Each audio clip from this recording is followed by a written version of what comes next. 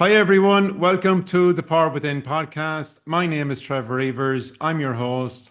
And in this episode, I have a fantastic guest. His name is Stephen Travers. Stephen is a hypnotherapist and he is the world's leading havening techniques trainer with over 20 years experience. And I'm delighted to have him as my guest on the Power Within podcast here today. Stephen, thanks very much for coming on. How are you? I'm good, thanks, Trevor. Good to be here. Good stuff. And havening, it may be something, folks, that you've come across and you're familiar with havening. I'm sure there are lots of you out there that maybe haven't come across it and heard of it. So, Stephen, would you like to tell us a little bit about havening, I suppose, and about how you got into this particular specific area of work? Yeah, sure. Well, as you know, I'm also a hypnotherapist and I have been for 20 years.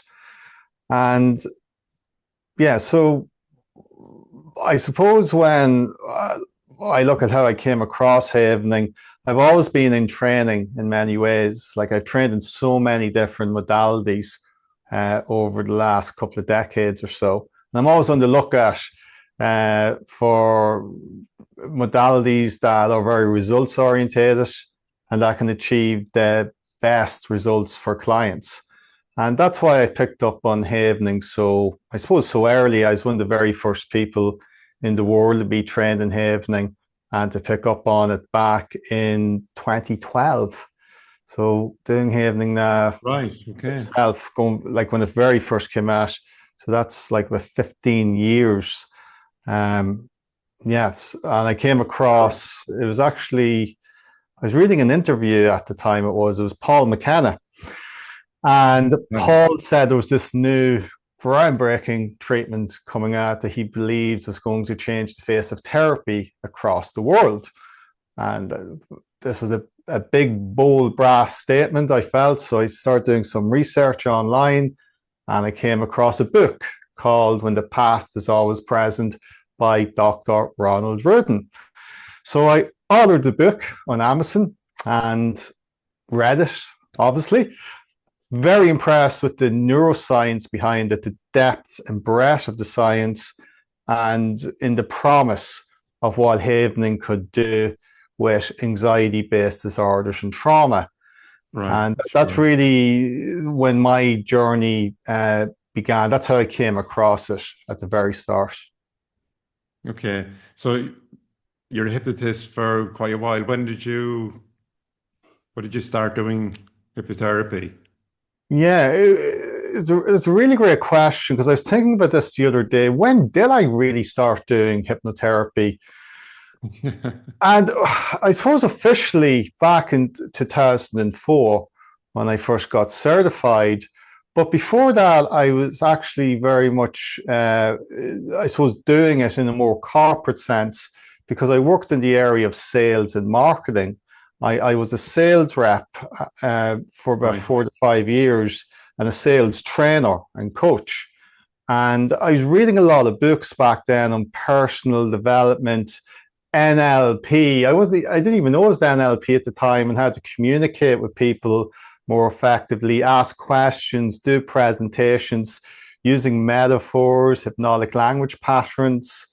I did Sure. some business coaching as well, which was very much like therapy for business owners in some ways. And it was only when I started studying the hypnotherapy that I realized a lot of what I'd already been doing overlapped with that. Right. Sure. Has havening been around for a while? I mean, where did it come out of, or what's? Can you give us a little bit of the history of havening, The backstory. backstory, Yeah, it goes all the way back to 2001. Uh, Paul McKenna was walking through Central Park with Dr. Ron Rudin. They know each other. And Paul at the time was doing TFT, tapping, uh, by Dr. Roger Calhoun started TFT back, I think it was the late 70s. Then it became EFT. So Paul was doing tapping at the time. or just starting to get into it with things Emotional like, freedom technique. It's not yeah, that was the so you're EFT. not, That was yeah, Gary EFT, Craig. yeah, TFT is Dr. Roger Callahan. Uh, and he was yeah, telling Dr. Rudin about this as he walked through Central Park, that he was doing tapping techniques with people and he was clearing phobias and fears within minutes again by tapping here, here, here. Dr. Rudin being like, he's a Harvard University academic. He had the largest private medical practice in New York City. He's also a neuroscientific researcher. Like he was somewhat skeptical when Paul was telling him that he was doing this tapping, just like back in, I said, 2001. yeah, yeah, yeah. Dr. Rudin, he's a very open-minded type of physician, and he went off and got the book Tapping the Healer Within by Dr. Callahan. And in his clinic in Manhattan, he started doing some tapping sequences with some of his patients who had phobias. Right. And lo and behold, he ended up curing a few phobias doing the tapping. So he got incredibly curious and he started doing some in-depth research to figure out what was happening in the brain when touch was being used. So he did some intensive research for a decade in terms of the neurobiology of touch in the context of trauma and anxiety-based disorders. And that's what led to the development of the havening techniques. So havening's really developed from neuroscience and looking at neurobiology of trauma and touch. That's where the techniques came from. Sure. That's why there's such a body of, and that's why there's such a body of neuroscience there. Right. There's all the neuroscience that goes to the place of havening, not the other way around, where the havening came out and was tried to explain with neuroscience. It was the neuroscience first, then the touch. But it all started off by looking at the tapping, and because that was all about acupressure points. Yeah. Yeah. I've done tapping before. It's really beneficial. Yeah. So that's very interesting. And because I'm sure most of you folks, if you've come across havening, that you're familiar, the same as I am, with the actual physical process itself of this, right? Havening. But it's opened my mind here, having you on the podcast here, Stephen, that there's so much more to it than I would ever have thought. Yeah, and we're still like we're just kind of covering a lot of surface stuff as well. Some of the big ideas, but there's so many other things we could talk about. But we're not going to have the time today. But yeah, we're covering a few different bases here, which is great. So can you tell us a little bit about havening? I mean, I remember I met you first at the first Irish Hypnotherapy Conference, and that's right. You attended that conference as well. That's right. I was one of the speakers at it. That was back, what, three years ago down in Wicklow. Yeah. There's been a couple of in Wicklow. It was in the Arto Bay Hotel in Wicklow. Do you remember? Yeah. And I know there's been a couple of conferences in the meantime in Dublin. So it's gone up the Dublin. But I remember at the time, havening being completely new to me. I hadn't come across it before. What is it about havening that is so special that you feel as though it can make a huge difference to your clients?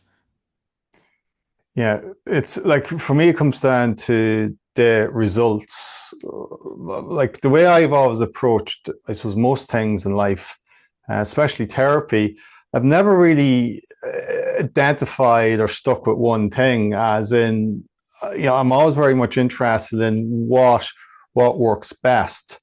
Even though I call myself a hypnotherapist, a havening practitioner, I've always had a very practical approach in terms of what gets the most rapid, effective, and lasting results for clients. Right. And that's one of the reasons why I'm such an advocate of havening, because it ticks all of those boxes and more, especially from the neuroscience behind it as well. And what I find to this day, after 15 years, I suppose why I'm such a fan of havening is how reliable it is in terms of the results it produces, and the profound effects it actually has on people in terms of after you do the work with them, the ripple effect it has on their lives and within them. And would you like to give us a little bit of information and detail on the science behind havening, how Yes. it works? Yeah, so what we've discovered, there's a lot of neuroscience behind it. So we could go down many rabbit holes with it. But I Mm. suppose in a nutshell, what we've discovered is that anxiety-based disorders such as PTSD, panic attacks, fears, phobias, even anxiety-based symptoms that people can present with are a consequence of unresolved stress and trauma that becomes neurobiologically encoded in a part of the brain called the amygdala. Uh, we actually know the specific neurons where it gets encoded. They're actually called the lateral amygdala neurons. And they get encoded there through a receptor called an AMPA receptor. Okay. So that's one of the big discoveries. And as havening practitioners, we're like detectives of trauma. We look to seek out those AMPA receptors through the questions we ask clients, watching how they respond, and look for where the trauma is and those emotional charges that are causing and contributing to the clients presenting symptoms and problems. Good stuff. Good stuff. And is it something that can happen, the change with the client very quickly, or would it take over a period of time to get the best results from havening? Well, the havening techniques themselves can remove or depotentiate, is the neuroscientific name, means it Mm. removes the AMP receptors off the neurons within in just minutes. And they really appreciate, how effective havening is. It is like that question you're asking about the science is very relevant. Like those AMP receptors, if we take an example, like say, for example, someone's on an airplane and they have Mm. a panic attack. Maybe there's some turbulence on the plane. Maybe they're already stressed in some way in their life. They're a bit vulnerable now, they're becoming traumatized, and they're on a plane. They're Yeah. feeling stressed, and there's a lot of turbulence. And they start thinking, God, the plane might crash. So they're sitting there, their heart's palpitating, they're sweating, they've knot in their stomach, they're feeling fear, they're feeling trapped, uh, and they're just taking it all in, everything that they're seeing, hearing, feeling. Those AMPA receptors encode all the components of that trauma. So the cognitive component, everything that you're seeing, hearing, smelling, tasting in your environment, and that moment's getting encoded. So if that person, say his name's John, he's sitting there and he smelled a certain aftershave or perfume, that's getting associated to that trauma. Say the plane is yellow, blue, white color as well. That's also getting encoded, that information, or associated to that intense trauma. The emotional Mm. component is encoded in those AMPA receptors, be it the fear he's feeling, the anxiety, the feeling of feeling trapped. All that's getting encoded. All the autonomic components are getting encoded. His heart rate, the sweating, the knot in the stomach. And the somatosensory components, that's more got to do with on the body or the skin, like tingling, or could even be pain. That's getting encoded. So all the components of the trauma are encoded and locked in to those neurons in the amygdala. If you think of it this way, the AMPA receptors are the neurobiological roots of the trauma. So John Yeah. gets off the plane, he survives the plane, he gets off, whew, Yeah. thank God I'm off that, and he's living his daily life. Then suddenly one day he gets onto an elevator, and that feeling again, door closing, and maybe the elevator is kind of a yellow white color as well, similar to an airplane, same maybe decor. And then suddenly starts getting anxious. His heart starts palpitating. He feels panic and fear, and he's not sure why. That's because that sensory data that's coming in through his senses. So this all happens like in milliseconds, activates the amygdala, because the amygdala has all that information encoded and associated as a threat.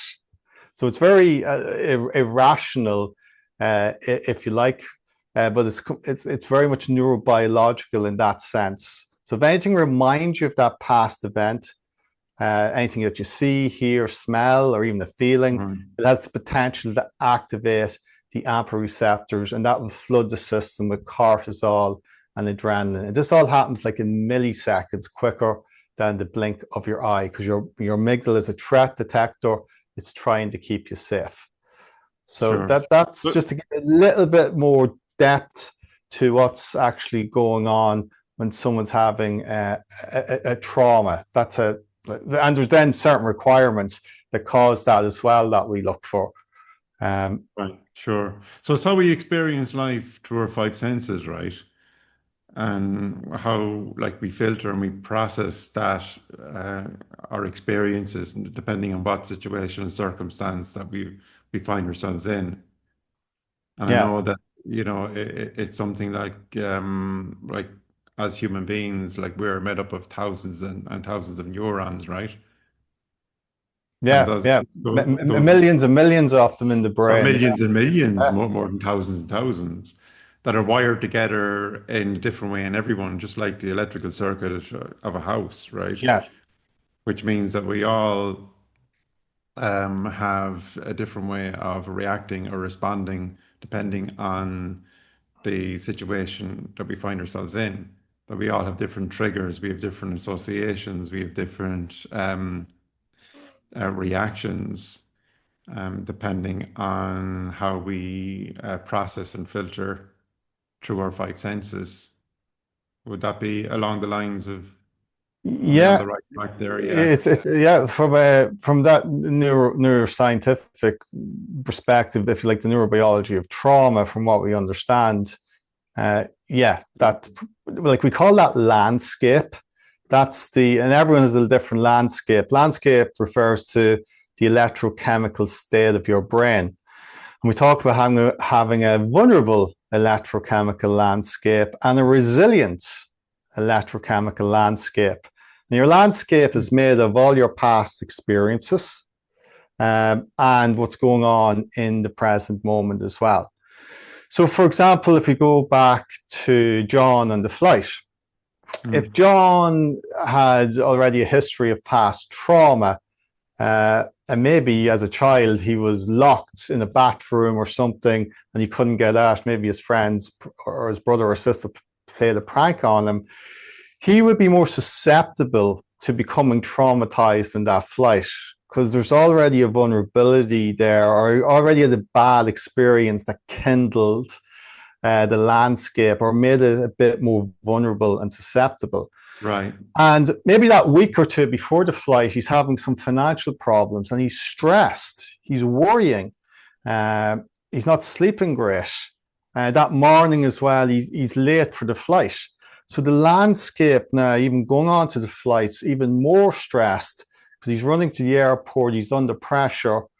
Um, and then, of course, the flight, then there's the turbulence. So he has a higher probability of becoming traumatized, as opposed to, say, someone called Mary, who's had maybe less trauma in her life, little to none. A week or two before the flight, she's sleeping well, everything's going great, she's going on a lovely holiday, and she's airport plenty of time, and she's nice and relaxed. And then she's sitting on the plane, there's a bit of turbulence, and she's just like, that doesn't really phase her, because she's a more resilient landscape. Sure. So Sure. so when we're working with clients, we're looking at that element, because, like, trauma isn't necessarily an event; it's a process that happens. But of course, an event can be traumatic in and of itself. Sure. Sure. And, like, depending on the the trigger, I mean, is it all about getting rid of those associations, those negative um impact of the responses and from that trauma. Would Yeah, that be? the aim of the game always, from my perspective, is to completely resolve the client's presenting problem. Be it if they're Yeah. coming with panic attacks, insomnia, fear of flying, or any type of phobia. Maybe there's unresolved anger, shame, guilt, fear. Maybe it's showing up physically as chronic pain. So that is the aim of the game. But to do that, we often, Mm. we will look back into the past and look for those events that are causing the client's presenting problem. Because if we can get to the events where those AMPA receptors got encoded, it will completely and permanently resolve the client's presenting problem, often within minutes. For example, just come back for 5 years ago, I had a psychotherapist at my training in Dublin, the Havening training, and she had a fear of flying for 18 years. And she had done tons of different therapies on it, cognitive therapies, meditation, etc. And nothing was clearing it. Like she was having, her heart was like up at I think she had 109 beats per minute, intense fear. She was avoiding flying as well. This is going on 18 years. Wow. I did a quick history intake with her. Once again, I was looking for something, it's called Emily, event, meaning, landscape, inescapability. They're the requirements for traumatization. And what I discovered from asking her questions when it all started was I went back to an event 18, 19 years before where she'd been told a story about an airplane crashing. And it traumatized her. It was a type of vicarious traumatization, third-hand trauma from being told the story. And this got in on her mind and imagination and created the fear. We havened the event, so I asked her to close her eyes and recall the memory of what she was told and what she was picturing. She went up to a 9 on, the SUD score, subjective unit stress. Yeah. And she could really feel it. There's actually a video of it on my YouTube channel people can watch of the live demo. We recorded it. So those AMP receptors were encoded there.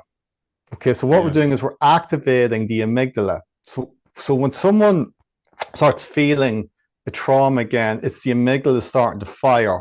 So the AMP receptors are activated. And there's something called a phosphate molecule, Trevor, that's holding them there, stuck, glued there.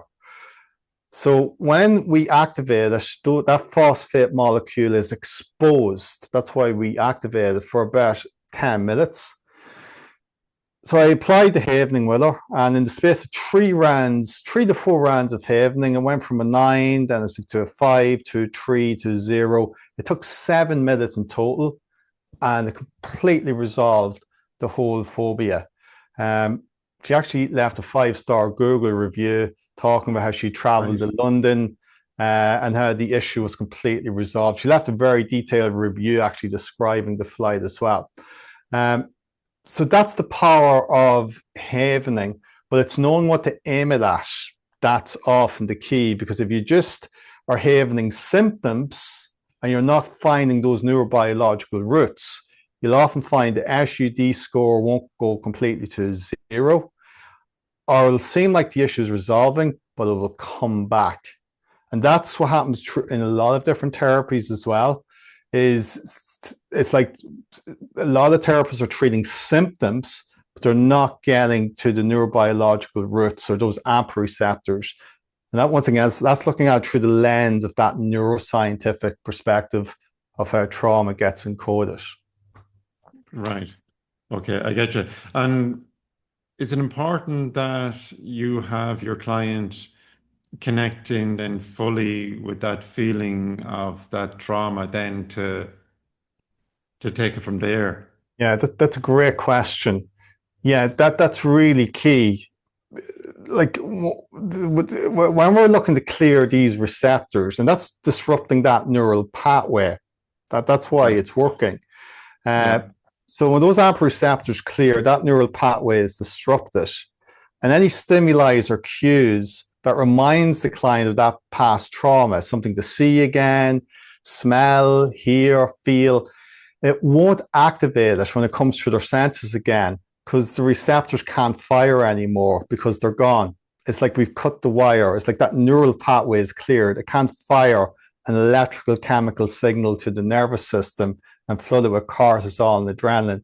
We've literally switched off the circuitry. We've unplugged it. So it creates a real change in the brain at a physical tissue level. This is like neuroplasticity in action, right? So it changes the neural pathways. But to get back to your question, yeah, it's really critical to activate it, because once it's activated, as I said, that there's something called a phosphate molecule that has those AMPA receptors glued, stuck there. People can go to their deathbed with trauma, even from things that have happened 20, 30, 40, 50, 60, 70 years ago. Trauma can be permanent. And that's why it's so critical to be able to pinpoint it, identify it, but we have to activate it to expose that phosphate molecule. That's really key.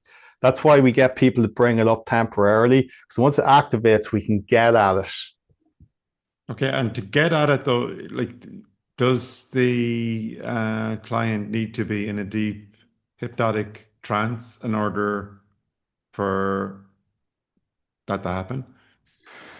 No. Like havening is a psychosensory therapy, as we talk about it. We use sensory touch and psychological distraction. All you really need to be able to do is bring up the uncomfortable feeling, or ideally pinpoint and identify the trauma or traumas, and then you just ask them to close their eyes and recall the memory.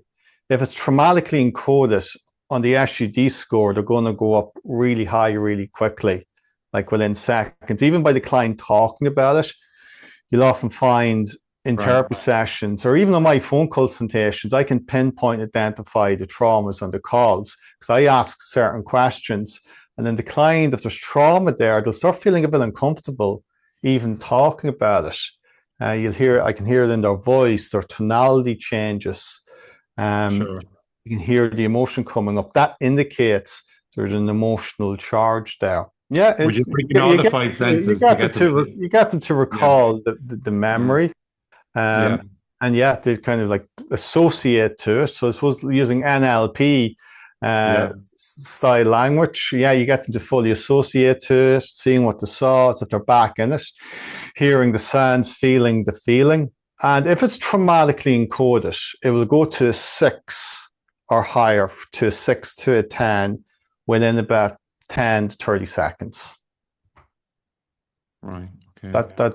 It will go high really quick. So it's very structured. It's very clinical in how we can check these things. A bit like a physiotherapist. You're going to the physio. You're having all these symptoms in your body. Physio, will stand in front of you or on your back and go, "Do you feel it here? Do you feel it here? Do you feel it? Do you feel it? Ow! Wow, that's really, really sore." He's like, bingo. And that's radiating down your and it's right there. Yeah. It's like we're detectives. We're looking to really pinpoint and identify. We can do it content free as well, as in we don't need any information about the memory. You can simply, if the client says, "I have a memory, there's something bothering me," or "this issue started at this time, around that time in my life," you can do things like close your eyes and bring it up without the client divulging all the narrative information. Right. So you can do it content free as well. You can do it content free. Plus, there's many different types of havening techniques. There's something called transpirational havening, where we work with pathological emotions, like unresolved anger, rage, guilt, shame, which can be tagged to lots of memories, maybe in childhood or different situations in their life. And that's like a hypnotic regression, as in it can bring up a lot of unconscious memories, feelings, emotions into the client's awareness and really start feeling it. It's like it's activating the amygdala, and then this will all depotentiate through the havening touch and the delta waves that it produces. That's what actually creates the depotentiation and disrupts all those neural pathways to remove the emotional charges. So sure. Once you've got to the root cause, I suppose essentially what you're doing is you're getting to the root cause, you're pulling about from the roots, and so it's not getting through anymore into the present moment. Then once you've removed it, yeah, the root cause is always an interesting phrase because there's so much debate always going on asking what is root cause. Because I was thinking about this the other day, and yeah, like when we talk about root cause, like when I'm talking about, if I talk about root cause most of these days, I'm looking at through the lens of neurobiology, where the AMP receptors got encoded. But it's saying that trauma is a process, because what causes symptoms can be different from what causes the trauma. And that's where it starts getting more complicated. So something can happen when you are younger that is a trauma, but you don't present with any symptoms maybe later on in life until the landscape of the brain becomes permissive to traumatization. And this is what makes it a little bit complicated. And this is what causes a lot of confusion in the field of trauma and different therapies, where people are argue over language and words that are being used. So trauma is more of a process than a root cause, but there can be specific events that are traumatic, and we can check them. But we want to change the whole landscape because there can be other things in the background as well. So in terms of, there's really a huge amount to it. There's much more to this than much more to it. Yeah, it's everyone loves simple models. That's the thing. It's all very attractive to say this is the root cause, or you can just do everything content free and don't check anything. It's incredibly appealing to people to hear that, and even to therapists. But it doesn't work like that from a neurobiological perspective. And that's not to say that those methods don't work, they do. But from a havening perspective, we're very thorough, we're very clinical, and when you understand the neurobiology of trauma, you know what to look for. You can see and hear things that a lot of other clinicians, or clinicians, should I say, or practitioners might not be able to see. And you don't know what you don't know. Not to say that I know everything, but there is more, as you said, there's more depth and breadth and much more to this. The havening is just the techniques. It's the body of neuroscience and knowledge that's there that makes the big difference, and knowing what to aim the treatments at. It's a bit like giving a knife to a top surgeon and maybe giving someone else a knife, Joe Bloggs on the street, and saying, right, work on that human body. If the same brilliant, super duper sharp razor knife, and that person has a problem with their heart, the skilled surgeon knows the anatomy of the body, and he can look at the person's chest and all the different veins and things that are the circuitry there, and he'll go bump, bump, bump. While the person with the knife just walk over and go, well, where do I start? I'll just start cutting somewhere and hope for the best. That's the difference, and that's another aspect of it. So there's much more to the art of havening than just the actual physical kind of process there itself. And that's the tip of the iceberg. You see, the underneath there. So there's so much more, and there's various different types of havening techniques. The havening.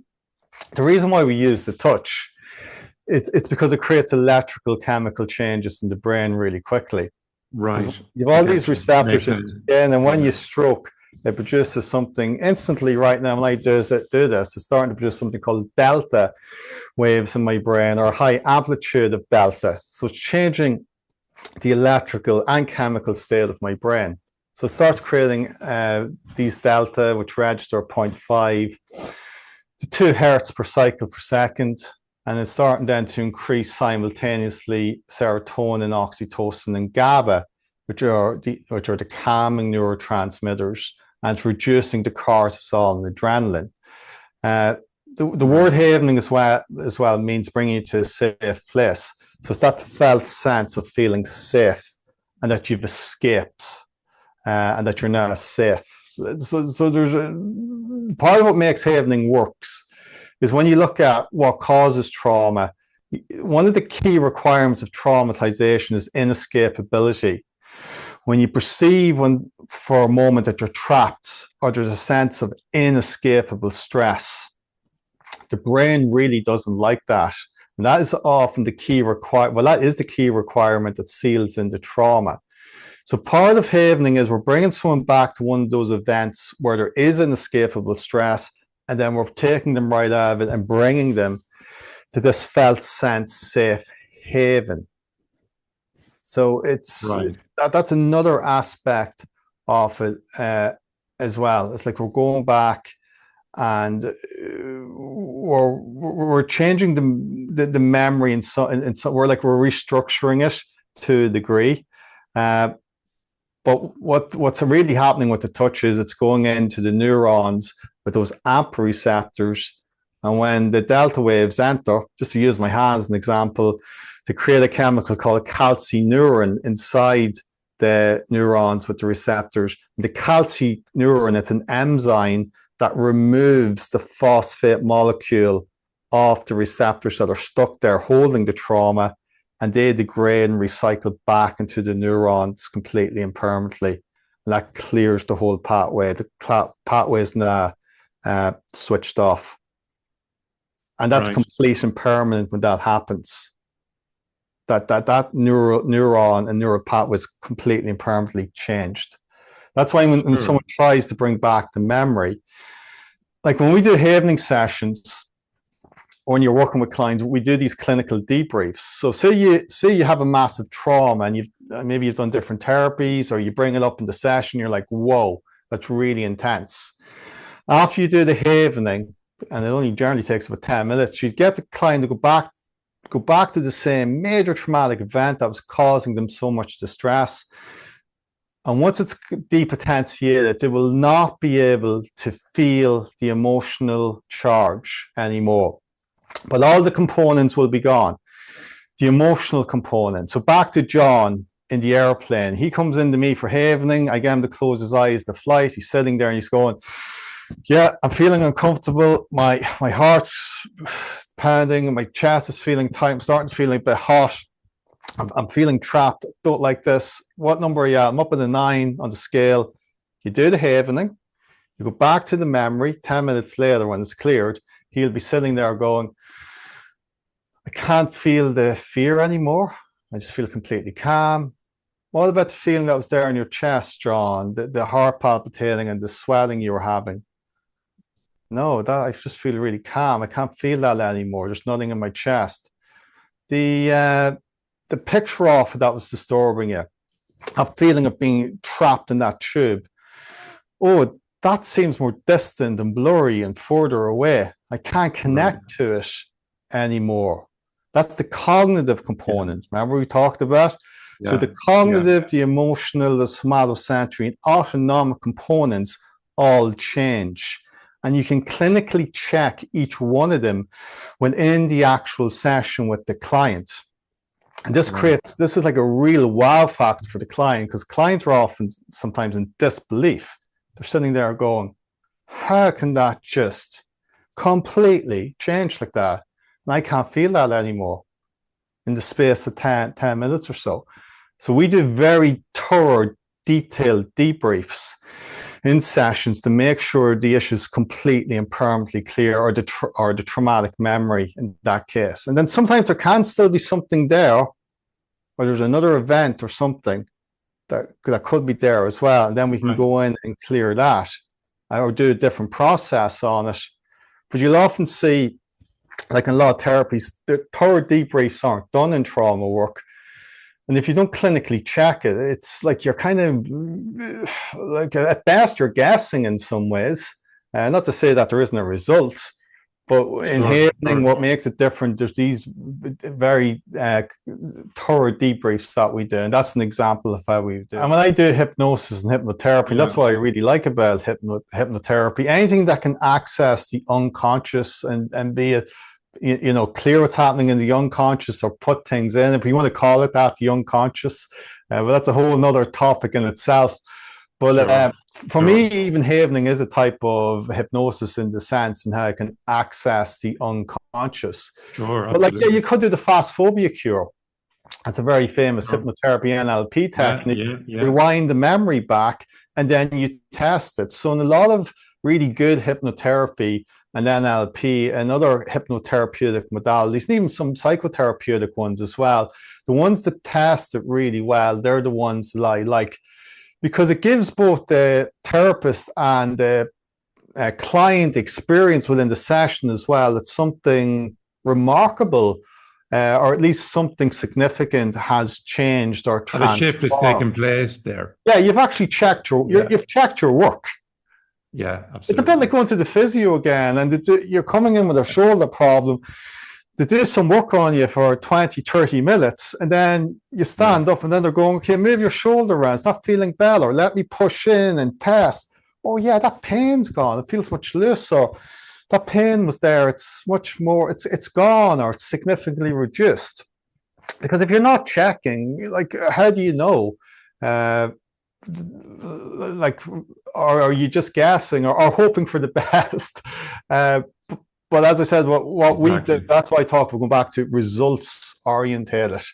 And then the proofs in the pudding between sessions with the client as well, in terms of going back into situations that were triggering, be it anxiety, stress, trauma, or they would have smoked, maybe in your case, if you're doing a lot of smoking, and the client comes back and go, yeah, I did that thing again where I used to do that, or I used to feel that, but it's gone. And Yeah, there's yeah. different applications with Havening where we can blend in. Like I combine it a lot with hypnotherapy, where I can get people to imagine or recall a time when they felt really good, or imagine a situation like maybe public speaking as they're havening, producing all those calming, feel good neurochemicals, and do a visualization technique and be layering in hypnotic suggestions and ideas as I'm havening them. Because they are going into a trance like state with havening. They're feeling very calm, Sure. relaxed, they're very open then to suggestions, ideas. They're very receptive because they're feeling calm and safe and relaxed. And that's part of what Sure. makes a lot of hypnosis work, is you're pulling Sure. people into these trance-like relaxed states where they're feeling very safe and relaxed, and they can take in the suggestions, they can focus, they can imagine, uh, and that's very conducive to transformation work. Like the very process of doing this, like havening, safe haven, Yeah, is safe haven, and you can do it here. There's the face and there's the palms. yeah, They're the three hot spots, if you like. right, right. And is it where you're in terms of the brain waves, like you're bringing them from the beta state down to the alpha state and lower? You know the states. I know you Yeah, mentioned there's a different states. Yeah, interesting when someone's having a traumatic experience, when they're highly distressed and they feel trapped in some way. There's a gamma brainwave, and that goes up to 100 hertz plus per cycle per second. So right, extreme stress, trauma, and anxiety is the opposite. You're going from, like, delta is 0.5 to 2 hertz per cycle per second. Gamma waves are like 100 hertz wave, and that's right, simultaneously then what's happening. See, it's important to understand every time there's an electrical change in the brain, there's a chemical change. It happens together. So when there's a gamma wave, there's a big increase in norepinephrine, cortisol. So it's flooding the whole body and nervous system with cortisol, adrenaline. That's the heart rate goes up. You start sweating. And there's major physiological changes and feelings of stress that occur. right. So havening's the opposite. You're bringing them down into And hypnosis does the same. There's research that shows hypnotherapy increases GABA, Sure. gamma aminobutyric acid, which makes you feel sleepy and very relaxed and calm. Um, and even when I look at a lot of hypnotherapy with trauma work, part of what makes it work, from my understanding, when I look at the neuroscience, is the fact that you're bringing people into safe places and then you're getting them to disconnect from memories. And that in itself is what's creating a type of depotentiation in and of itself in hypnotherapy. So once again, this is the power of understanding a bit of neuroscience, that you can actually Yeah. understand why things work and be a bit more strategic because you have that knowledge. Good stuff. And of course, it's very much tied into hypnosis and hypnotherapy, as you said yourself, because there's that connection in, we're both dealing with the unconscious mind, so to speak, the subconscious mind, and making very powerful changes at that deeper level. Yeah, Um, you know, that is freeing people completely of their anxieties and issues, rather than just treating the symptoms. yeah, yeah, sure. And like I use it all. I say, 20 years of doing hypnotherapy as well. There's certain protocols and suggestions and even hypnotherapy techniques that I still employ within my sessions, and I still do hypnosis work as well. But havening, you think of it, if you're a therapist, it doesn't matter if you're a hypnotherapist, psychotherapist, psychologist, EMDR practitioner. It's a bolt on to what you do. But at the end of the day, if you're looking at it through the lens of results, havening is definitely one to look to add to your toolkit. And you'll use it so much, and you'll get these phenomenal results with people incredibly consistently as well.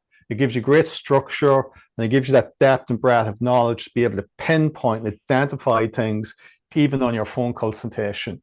You'll be able to see and hear things that other people can't see.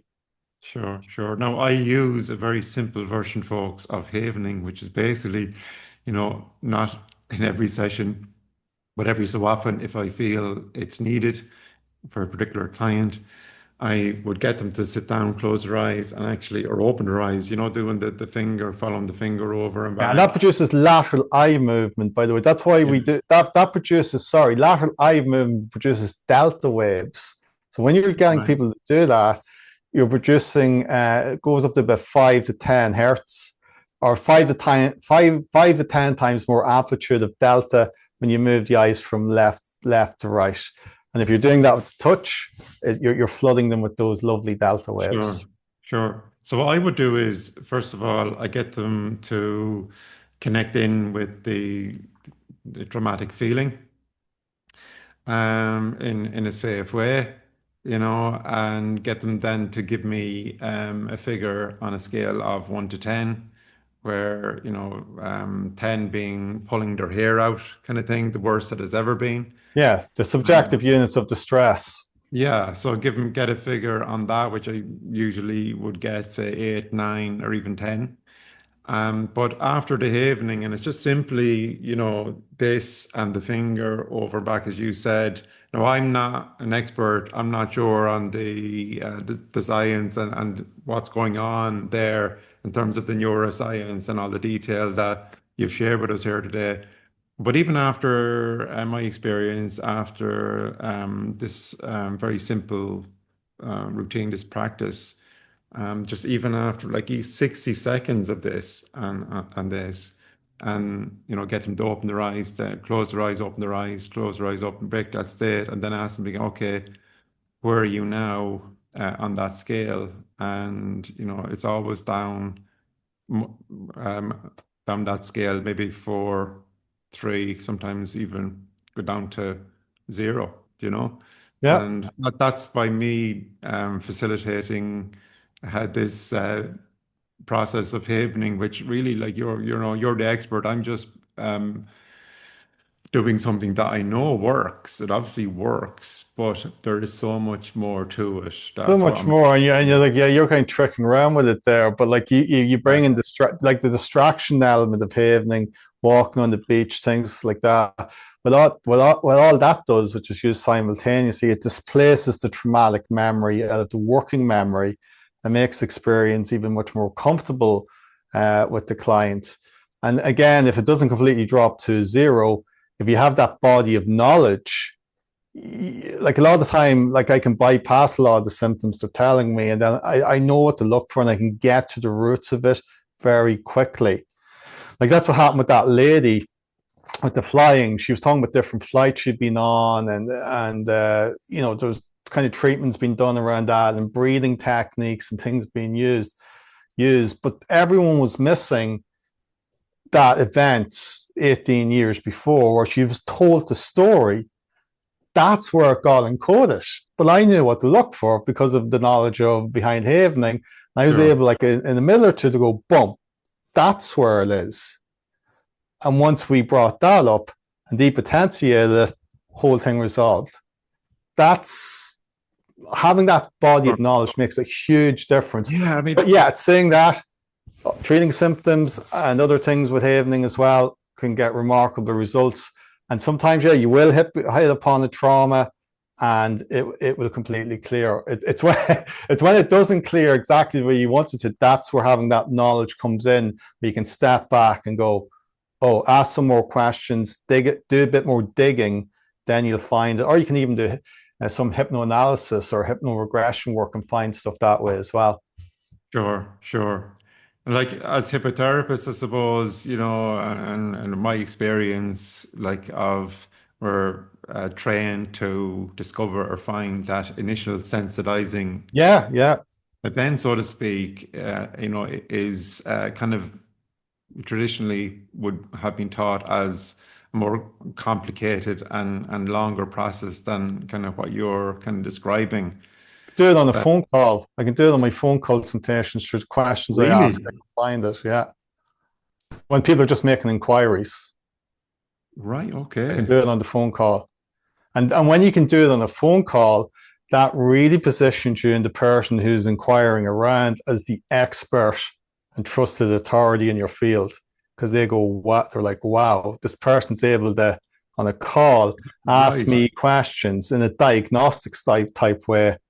I'll even do a clinical check. I'll say to them, don't do this in great detail on the phone. You see that memory or that thing that when all this started 5 years ago? If you were to close your eyes just for a moment and recall that event or that time, does that bring up any uncomfortable feelings within you? And you'll hear them go, yeah, I feel that in my chest, actually. Yeah, yeah. A scale of 0 to 10, just how high would that go? It's about, I feel like I'm around 7. I go to clear your mind, just forget about that. That's a trauma. So, and at the end of my presentation, I'll talk about how we're going to clear that trauma and those triggers within our very first session. Right. Right. Okay. It's amazing. That's when you're demonstrating your expertise, your knowledge, and and for your bookings, your bookings will skyrocket when you can start showing that level of expertise, because you're seen as a trusted authority. Then when you can do that, it's like going to a great doctor. Great doctor, you come with a problem, a presentation, he'll do a few checks. A really good doctor will look to find the cause or causes. He'll do the blood, he'll do whatever, and then you come back and go, it's this and this that's causing the problem. This is what you do. Right. Same type of idea. Oh, it's amazing stuff. And it's so quick as well. Because as I said, like there's no need potentially to be doing the child effect bridge and following the feeling back and No, you don't. You using can bypass a lot of that. yeah, When you, not to say like there's still value in doing that type of work, but you can yeah, bypass a lot of that. That's what makes it even quicker, as well as a clinician. That's what I mean. You can see and hear things that other people can't necessarily see or hear because you have that knowledge. right. It's like looking at an engine of a car. A good mechanic, or like if I look at an engine of a car, I'm going to be pretty lost. I'm not a mechanic. Great mechanic will look at the engine. You trick around, check a few things, and then again you go bump, bump, bump, bump. There's the problem there, or it's right underneath here. That's what's causing the malfunction. It's I use those type of analogies because that is very similar how it works, or in how I work anyway. But if you're gonna use havening, and I'm saying this to everyone, and it's the official line on it, you need to get certified. Havening is a registered trademark. Uh, like, we're very protective of the brand, because we want people who are using it to be efficient, to be doing it at a very high level. And plus, we're working with trauma and quite serious issues. So if people are going to do it like professionally, do the training is what I'd say. One of the best investments you'd ever make. But do the training and get certified, because the body, like I say, we're touching on just the tip of the iceberg today. But there's one tip if you want one for smoking. Get them. Right. If we're using an aversion technique, bringing some haven touch will amplify it. Brilliant stuff. And yeah, I mean, as I said, I sometimes use havening, but just that simple 5-10 minute Yeah. without knowing much of the science and the neuroscience that you've told me all about Yeah, and here. you're using like a portion of one of the techniques. Like, there's other elements to be brought in there with once again, even though you're like you're doing, you're flooding them with delta, and you're doing the first part really well. You're activating it, then you're bringing in the delta, and you're distracting them a bit with the eye stuff as well. That's part of the reason why they're coming down so quickly, which is great. It once again shows what can be achieved very quickly. Exactly. And like, I mean, that's why I was interested really, and delighted to have you on the podcast, bring you on here today, because I know even by the small little bit of havening that I've done, I've seen Yeah. great results with it. And I know there's so much more to it. And there's more to, I knew there was a lot more to it, but I didn't realize how much. And really getting a sense from talking to you here today, the scope of havening, and the level of detail and the science behind it. Yeah, there's a depth and breadth of knowledge to it that makes all of us, when you learn this type of stuff, even a more effective, complete practitioner. And as I said, it all goes back to, again, it's the results. And that's just what I'm like. I'm always looking for the next thing as well, and new information and knowledge. Anything that can give me an advantage, give me an edge, produce even a better result. That's always been my philosophy. Hence why I ended up training in so many therapies. I'm always looking for the ones what gets the most rapid, lasting, and gentle results as well. So that's, and that's the reason why I'm such an advocate as well. And I am a hypnotherapist. It's because hypnotherapy as well can do a lot of those things as well. But, definitely, look, you've given me loads of food for thought about havening today, and thanks very much for coming on. I mean, I've one eye on the time there, and yeah, sure. I believe that time has flown so fast here today when talking to you. And Stephen, so thanks very much for coming on. Have you any speaking engagements on the horizon that you'd like to let myself and my viewers and listeners know about? Yeah, sure. There's a good few more interviews coming up in the future. But if people are interested, there is some training. There's a training happening, the final certified havening practitioner live online on the dates right here, the 18th and 19th of October. And that's now open for registration. And then the 25th of September, there's also a free intro event to havening as well. That's like a 90-minute event I do. We actually show a demo or so, and kind of talk about what's involved in the training, what we're covering over the 2 days as well. Then we give you access to the various learning materials, etc. Great. Those are the main two ones that are coming up. Great stuff. And have you a website if anybody out there wants to contact you? Yeah, well, Website, email address? my private website is stravershypnosis.com. And I don't know if you're going to be dropping the links in the content on the video. They can go to the links there and they can register, be it for the if they want to find a bit more about Havening for the intro event, or the training information will be there as well. Great stuff. Well, Stephen, I really appreciate you coming on. I really appreciate your time. It'll be a And pleasure. I hope you've enjoyed the discussion here today, and I hope you've enjoyed it out there, folks, as well. And I definitely intend to integrate it a little bit, maybe a little bit more into my sessions and programs here as well. But listen, Stephen, for now, we let you go, and thanks again, Okay, thank you, Trevor. and best of luck with everything. And so we'll be in touch. All right. Yeah, thank you. Take All care. right, Stephen, thanks very Bye much. now. So Bye. let's just stay there for a second, Stephen. Yeah. Well, I sign off here on another Power Within podcast, folks. Hope you've enjoyed this episode and the discussion I've had here with Stephen. But now a time has arrived to say goodbye. So until the next episode, be good to yourselves, be good to each other, and we'll see you on the next episode of the podcast.